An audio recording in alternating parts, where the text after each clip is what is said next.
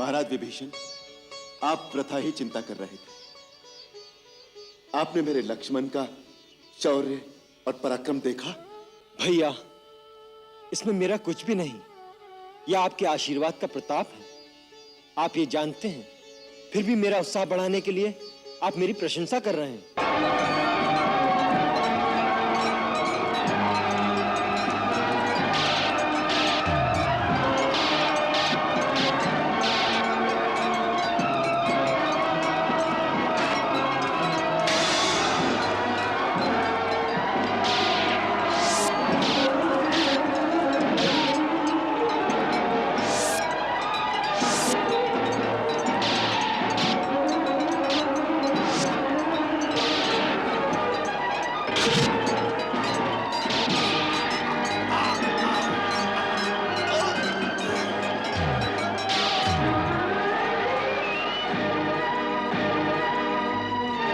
जय श्री राम।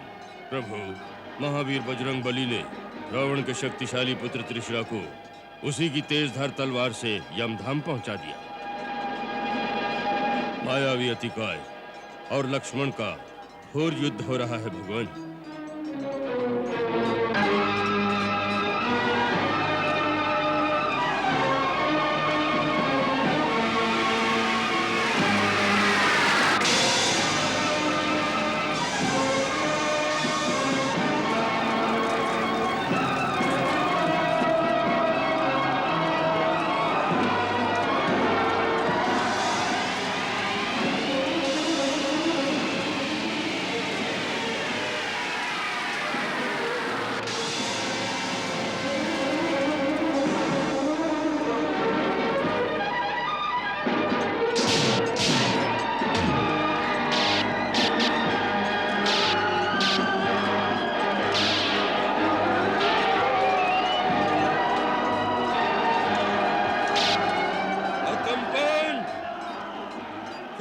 दंडक वन से तू प्राण बचाकर भाग आया था। उस समय श्री राम प्रभु दयालु थे, परंतु आज तू सुग्रीव के हाथों नहीं बच सकता। हर हर महादेव।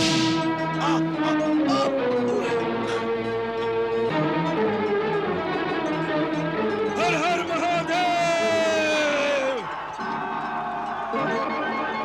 प्रभु, महाराज सुग्रीव ने लंका के सेनापति अकंपन को गदा के एक ही प्रहार से रणभूमि में सदा के लिए सुला दिया है।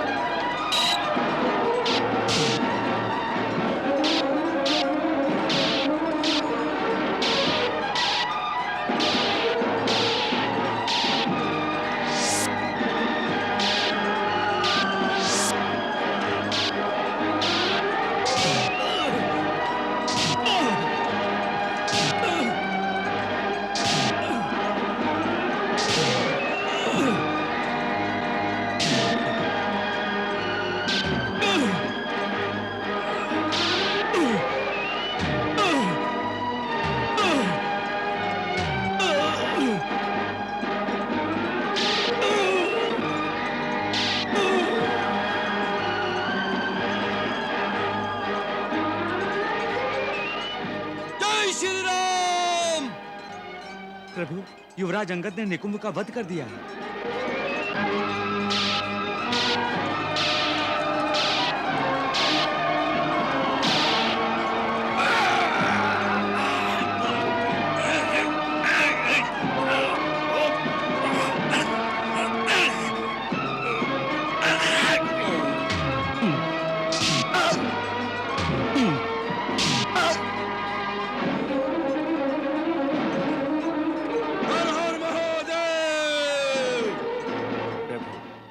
महाराज सुग्रीव ने महाबली कुंभ को धराशायी कर दिया है।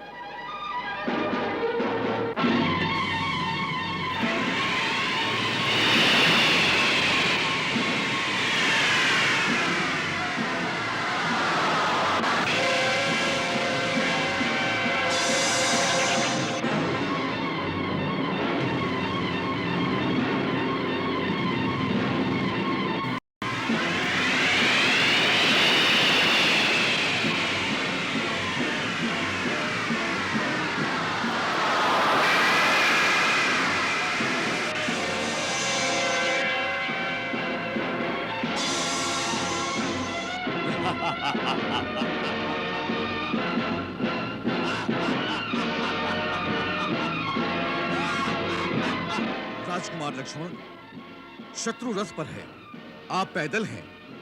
ये बराबरी का युद्ध नहीं। आप मेरे कंधे पर बैठकर युद्ध करें।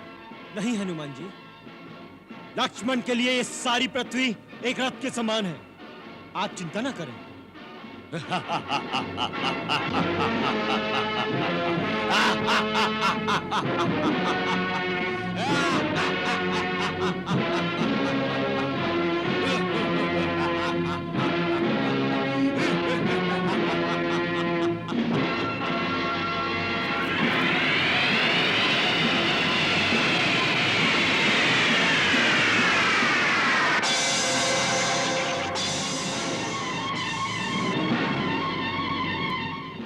अब तो आपको मेरी प्रार्थना स्वीकार करनी पड़ेगी। मेरे कंधे पर बैठ जाइए, मैं आपको आकाश में ले जाऊंगा।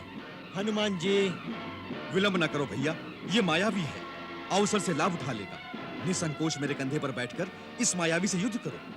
अति कीनी अति कायने उड़ पहुंचो आसमान, तब लक्ष्मण को गगन में ले गए श्री हनुमान।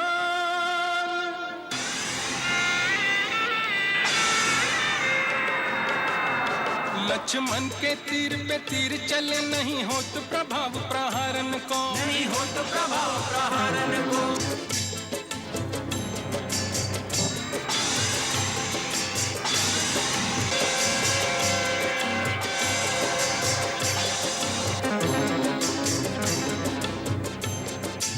लक्ष्मण के तीर पे तीर चले, नहीं हो तो प्रभाव प्रहारन को, नहीं हो तो प्रभाव प्रहारन को। यह रावण को सुत वीर महाबली, तीरन से नहीं हारन को, तीरन से नहीं हारन को। अब सूझत नाही उपाय कोई, अतिकाय ठिकाय विदारन को, अतिकाय ठिकाय विदारन को। तब इंद्र ने वायु देव पठाए, उपाय कहो खल मारन को, उपाय कहो खल मारन को।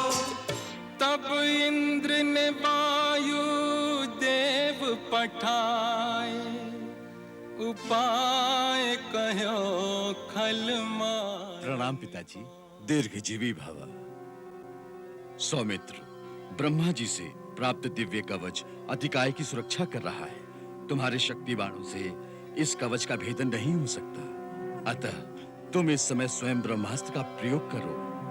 केवल ब्रह्मास्त्र से ही महाबली अतिकाय का वध हो सकता है।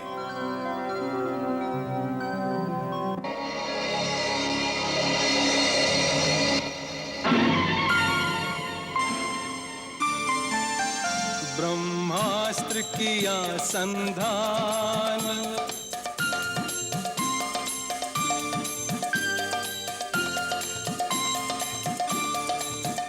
लक्ष्मण ने मारा बाण।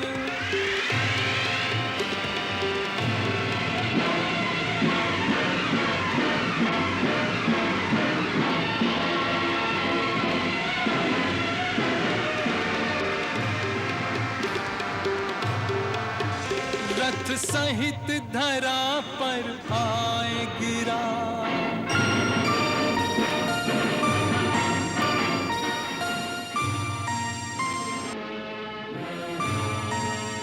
अतिकाय ने तज दिए प्राण, अतिकाय ने तज दिए प्राण।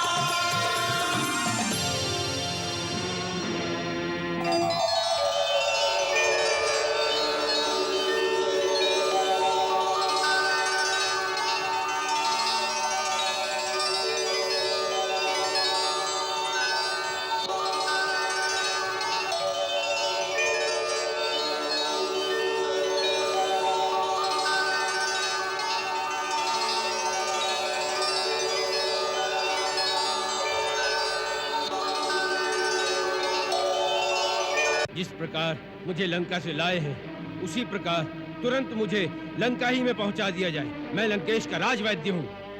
राजभक्ति मेरा धर्म है। मैं लंका निवासी हूँ। अपने देश के शत्रु को नहीं बचा सकता।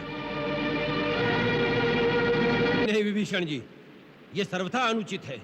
मैं शत्रु पक्ष के लिए कुछ नहीं कर सकता। जिस प्रकार मुझे लंका से लाए हैं, उसी प्रकार तुरंत मुझे लंका ही में पहुंचा दिया जाए। मैं लंकेश का राजवैद्य हूं। वैद्यराज सुषेण, आप वैद्य हैं। आपका धर्म है रोगी का उपचार, उसकी पीड़ा हरना और प्राण रक्षा करना। परंतु राजभक्ति मेरा धर्म है। मैं लंका निवासी हूं, अपने देश के शत्रु को नहीं बचा सकता। धर्म और अधर्म की व्याख्या सर्वदा एक नहीं होती वैद्यराज। हर परिस्थिति के अनुसार धर्म की व्याख्या बदल जाती है। वैद्य का धर्म है सबकी पीड़ा हरना और उनके प्राणों की रक्षा करना। तो सारी मानव जाति का हो जाता है। उसके लिए देश और काल की सीमा नहीं रहती। वैद्यराज, धर्म संकट तभी उपस्थित होता है जब दो धर्मों की तुलना में एक को अपनाने की स्थिति उत्पन्न होती है। तब यह देखना चाहिए कि कौन सा धर्म बड़ा है। आपके सामने एक और देशभक्ति और दूसरी ओर एक वैद्य का शाश्वत धर्म है। दोनों में से किसे अपनाएंगे आप? वैद्य का शाश्वत धर्म है आयुर्वेद के सिद्धांतों का पालन करना। वैद्य किसी एक के लिए नहीं, परंतु सारी मानव जाति के दुख दर्द की रक्षा का उपाय करने और उसकी पीड़ा हरने के लिए है। यही चिकित्सक का सर्वोपरि एकमात्र धर्म है। क्या इससे विमुख होकर आप आयुर्वेद के मूल सिद्धांतों से विश्वासघात करेंगे? यदि आप ऐसा करेंगे तो आपकी विद्या अभिशप्त हो जाएगी, उसकी दिव्यता चली जाएगी। आपके हाथों दी हुई औषधि फिर फलहीन हो जाएगी। परंतु राजनीति का सिद्धांत कहता है आपको मेरा विश्वास नहीं करना चाहिए। मैं शत्रु पक्ष का वैद्य हूं, आपके रोगी का अहित कर सकता हूं। वैद्य का कोई शत्रु नहीं होता, कोई मित्र नहीं होता। वैद्य और रोगी के बीच तो केवल विश्वास की एक अलौकिक डोर होती है। वैद्यराज, मैं अपने भाई को आपको सुपुर्द करता हूं। राजभक्ति का पालन करने के लिए चाहे तो इसके प्राण ले लीजिए, अथवा वैद्य का धर्म पालन करने के लिए इसे जीवन दान दे दीजिए। ये मैं आप पर छोड़ता हूं। रघुनाथ, आप पर मुझे पूरा विश्वास है।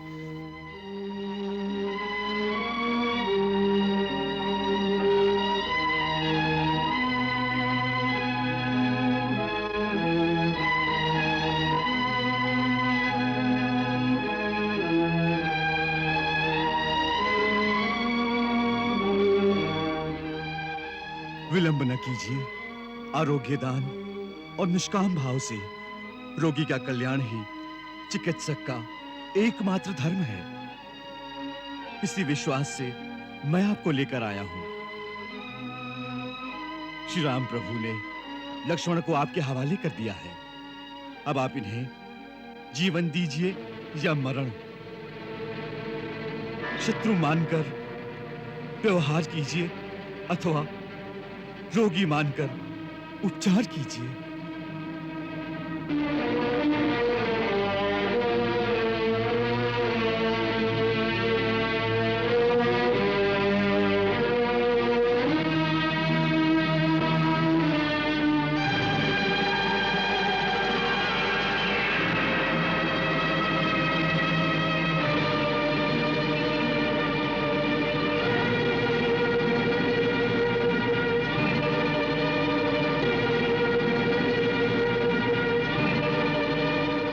वैद्य किसी एक के लिए नहीं, परंतु सारी मानव जाति के दुख दर्द की रक्षा का उपाय करने और उसकी पीड़ा हरने के लिए है। वैद्य का कोई शत्रु नहीं होता, कोई मित्र नहीं होता। वैद्य और रोगी के बीच तो केवल विश्वास की एक अलौकिक डोर होती है। आरोग्य दान और निष्काम भाव से रोगी का कल्याण ही चिकित्सक का एकमात्र धर्म है।